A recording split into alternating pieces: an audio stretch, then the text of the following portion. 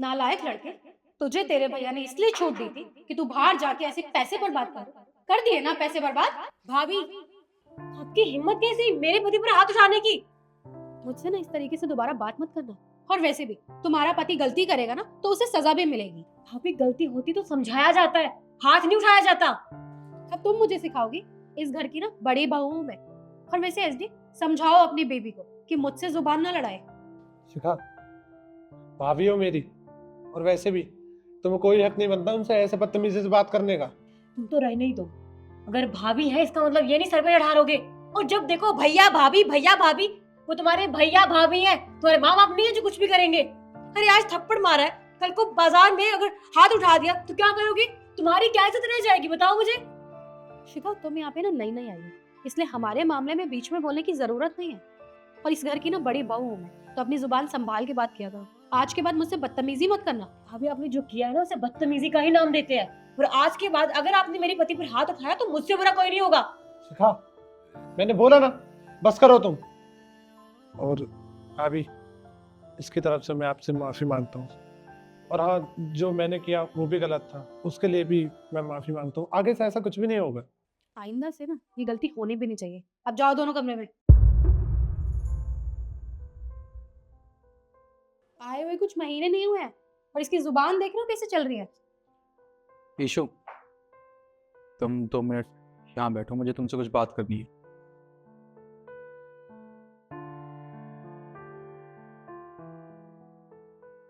तुमने जो अभी एसडी के साथ किया, क्या वो ठीक था? तो मैंने इसमें गलत भी क्या किया है? बिल्कुल ठीक ही तो किया है। अरे जब घर में बच्चा गलती करता है तो उसे डांटा जाता है, उस पर हाथ भी उठाया जाता है जरूरत पड़े तो मैंने भी वही किया। उसने गलती की थी तो हमारा फर्ज बनता है कि हम उसे समझाएं, क्योंकि हम उसके भैया भाभी हैं। अच्छा, ठीक है, मैंने तुम्हारी बात मान ली कि हम दोनों उसके बड़े हैं, हमारा हक बनता है, हमारा फ़र्ज बनता है उसे समझाना। पर एक बात तो बताओ मुझे, अब वो बच्चा तो नहीं रहा ना? जब तुम्हारी शादी हुई थी मुझसे, जब तुम इस घर में आई थी, तब वो 12th क्लास में पढ़ता था, तब वो बच्चा था। अगर तब तुम इसे इस तरीके से समझाती तब तो मैं मान भी लेता, पर अब वो बड़ा हो चुका है, उसकी शादी हो चुकी है, उसकी बीवी के सामने तुम उसे इस तरीके से डांटोगी, उस पर हाथ उठाओगी, तो कैसा लगेगा उसे और उसकी बीवी को?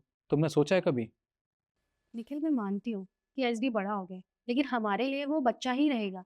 और जब बच्चा गलती करता है ना, तो माँ बाप उस पर हाथ भी उठाते हैं।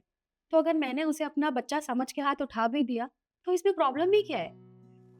देखो इशू, मैंने तुम्हारी बात मान ली, पर तुम एक बात बताओ ना, तुम्हें तो पता ही है कि जब मैं और एसडी छोटे थे तब हम दोनों के माँ बाप जा चुके थे इस दुनिया से, कोई भी नहीं था हमारा। अरे मैंने उसे इतना बड़ा किया है, उसकी सारी ख्वाहिशें पूरी की है। आज जब उससे एक गलती हुई है तो मेरा भी मन कर रहा है उसे समझाने का, और अगर तुम्हारी जगह मैं होता, मैं उसे समझाता, तो इस तरीके से बिल्कुल भी नहीं समझाता। कि मैंने अपने भाई को माँ बाप का प्यार दिया है, अगर आज उससे कोई गलती हुई है तो मैं उसे प्यार से समझाऊंगा, इस तरीके से नहीं। तो बिल्कुल ठीक कह रहे हो। अब वो बड़ा हो गया है, मुझे उसे इस तरीके से हाथ नहीं उठाना चाहिए था। मुझे उसे प्यार से समझा देना चाहिए था। एक काम करते हैं ना, हम चलते हैं, मैं उससे माफ़ी मांग लेती हूँ जो मैंने उसके साथ किया। ठीक है, चलो। समझ नहीं आता मुझे कि तुम हमेशा सुनते क्यों रहते हो, तुम जवाब क्यों नहीं देते हो? कुछ भी बोलते जाएंगे क्या वो? कोई बात नहीं शिखा, वो भाभी है मेरी। भाभी है तो क्या होगा, सर पे चढ़ा ले उन्हें। और वैसे भी ऐसी इस घर पे हर पैसे पे तुम्हारा भी हक बनता है, उनका ही नहीं बनता है। तुम्हारी माँ बनने की कोशिश करती है वो। अरे शिखा, उन्होंने उन्होंने खामखा हाथ नहीं उठाया मेरे ऊपर। मैं गलत काम कर रहा था, इसलिए बस। समझाया जाता है बातों पर, हाथ कौन उठाता है? अरे कोई बात नहीं शिखा।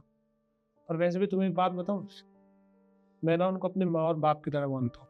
जब मैं छोटा था ना, तो मैं भैया से कुछ भी मांग लेता था और वो एक बार भी मना नहीं करते थे।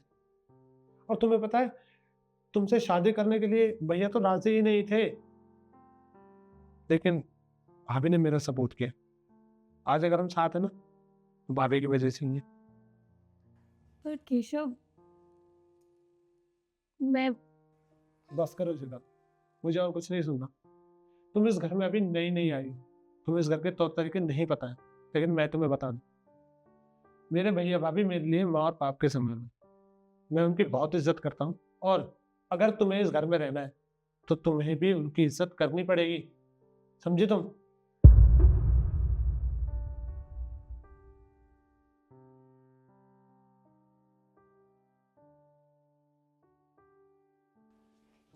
एसडी, मुझे माफ़ कर दो। मुझे तुम्हारे साथ वो सब नहीं करना चाहिए था। मुझे तुम्हें प्यार से समझा देना चाहिए था, ऐसे हाथ नहीं उठाना चाहिए था। अरे अभी आप माफ़ी क्यों मांग रही हो? अगर आप माफ़ी मांगोगी तो मुझे लगेगा कि आप मुझे अपना नहीं मानते, और मेरी गलती थी बस इसलिए आपने हाथ उठाया, कोई बात नहीं। और भाभी मुझे भी माफ़ कर दीजिए, मैं आपको समझ नहीं पाई और मैंने भी आप पर खामखा चिल्लाती रही। I am sorry. नहीं नहीं शिखा, तुम मुझसे माफ़ी मत मांगो। उल्टा सीधा तो मैंने तुमसे कहा था, मुझे तुमसे माफ़ी मांगनी चाहिए।